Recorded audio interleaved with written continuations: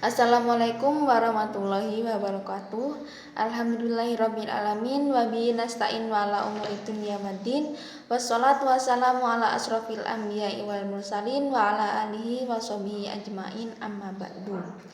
Yang terhormat kepada dosen pengampu mata kuliah Ekonomi Makro Islam yaitu Dr. Abdul Wadud Nafis. Sebelumnya perkenalkan, nama saya Robiatul Adabiyah, NIM E2018-2006. Di sini saya akan menanggapi video mengenai inflasi dalam perspektif ekonomi Islam maupun ekonomi konvensional. Sebelum kita membahas mengenai inflasi dalam perspektif ekonomi Islam maupun konvensional, kita harus mengetahui apa itu pengertian inflasi. Inflasi merupakan kecenderungan harga secara umum dan secara terus-menerus dalam waktu dan tempat tertentu sehingga akan menyebabkan nilai uang itu akan turun. Macam-macam inflasi. Macam-macam inflasi yang pertama berdasarkan sifatnya. Berdasarkan sifatnya, inflasi dibagi menjadi 3, yaitu yang pertama inflasi merayap. Apabila secara agregat atau secara keseluruhan kenaikan inflasi dalam 1 tahun mencapai di bawah 10%. Yang kedua yaitu inflasi menengah. Apabila kenaikan inflasi secara terus-menerus dalam 1 tahun mencapai 10-30%. Yang ketiga yaitu inflasi tinggi. Apabila kenaikan inflasi dalam 1 tahun mencapai 30-100%, bahkan lebih dari 100%. Yang kedua yaitu berdasarkan sebab. Berdasarkan sebab, inflasi dibagi menjadi 2, yaitu yang pertama permintaan. Apabila masyarakat melakukan permintaan yang dalam jumlah yang sangat besar, sedangkan persediaan sedikit, sehingga hal itu akan menyebabkan adanya inflasi. Yang kedua yaitu penawaran.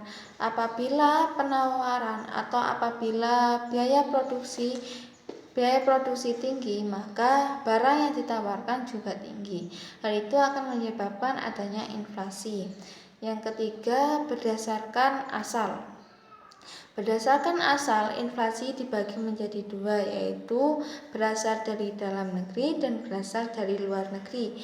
Berasal dari dalam negeri disebabkan apabila permintaan barang di suatu negara itu tinggi, sedangkan bahan baku untuk memproduksi itu tinggi dan persediaan itu sedikit, hal itu akan menyebabkan adanya inflasi. Kemudian sebab-sebab inflasi. Sebab-sebab inflasi yang pertama yaitu adanya permintaan.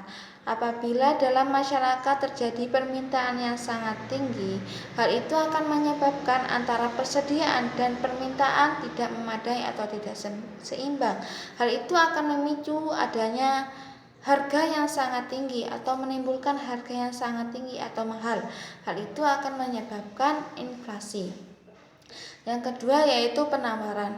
Apabila secara agregat penawaran itu sedikit atau biaya produksi itu tinggi, maka barang yang ditawarkan itu tinggi. Yang ketiga yaitu campuran. Apabila persediaan barang itu sedikit sedangkan permintaan itu tinggi dan barang yang ada di dalam suatu negara itu sedikit, maka hal itu akan memicu adanya naiknya harga secara terus-menerus. Hal itu akan menyebabkan adanya inflasi. Kemudian pembagian inflasi dalam perspektif ekonomi Islam. Dalam perspektif ekonomi Islam, inflasi dibagi menjadi 2, yaitu yang pertama natural inflation. Inflasi jenis ini disebabkan adanya hal-hal yang tidak dapat dikendalikan oleh masyarakat, seperti masyarakat membutuhkan banyak barang ketika Idul Fitri. Hal itu akan menyebabkan adanya inflasi. Yang kedua yaitu human error inflation. Yang pertama disebabkan adanya korupsi. Apabila beberapa pihak melakukan korupsi, maka si produsen akan mengeluarkan biaya di bawah atau di atas batas normal atau tidak seperti biasanya. Hal itu akan memicu kenaikan harga secara terus-menerus. Hal itu akan menyebabkan adanya inflasi. Yang kedua yaitu pajak yang terlalu tinggi. Apabila pajak tinggi, maka biaya produksi juga tinggi. Hal itu akan menyebabkan adanya inflasi. Kemudian dampak adanya inflasi. Yang pertama yaitu akan mengganggu fungsi uang, terutama dalam fungsi menabung atau nilai simpan. Hal itu akan mengurangi nilai simpan akan uang tersebut. Yang kemudian fungsi pembayaran di muka. Yang ketiga yaitu fungsi alat hitung. Yang kedua yaitu akan mengurangi semangat masyarakat akan menabung. Hal ini disebabkan karena nilai uang itu turun sehingga masyarakat tidak bersemangat untuk menabung.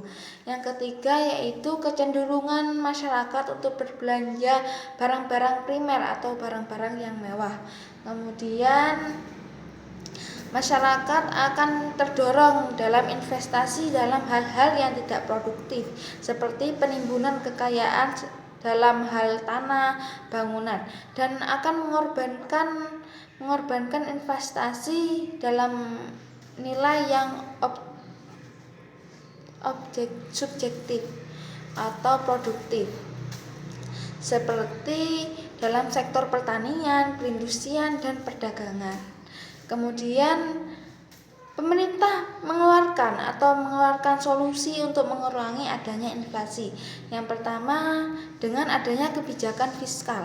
Pemerintah akan menstabilkan ekonomi dengan tidak membuat tarif pajak yang tinggi. Hal itu akan mendorong atau menstabilkan ekonomi dan akan menciptakan pemerataan yang merata. Kemudian kebijakan moneter. Dengan kebijakan moneter, pemerintah akan mendorong dari sisi penawaran. Hal itu untuk membiayai pertumbuhan baik dalam jangka pendek maupun jangka panjang dan untuk menstabilkan uang. Untuk sekian dari saya. Apabila ada kesalahan baik tutur kata yang tidak berkenan di hati panjenengan, mohon maaf yang sebesar-besarnya. Akhirul kalam, wabillahi taufik wal hidayah, waridho wal inayah. Wassalamualaikum warahmatullahi wabarakatuh.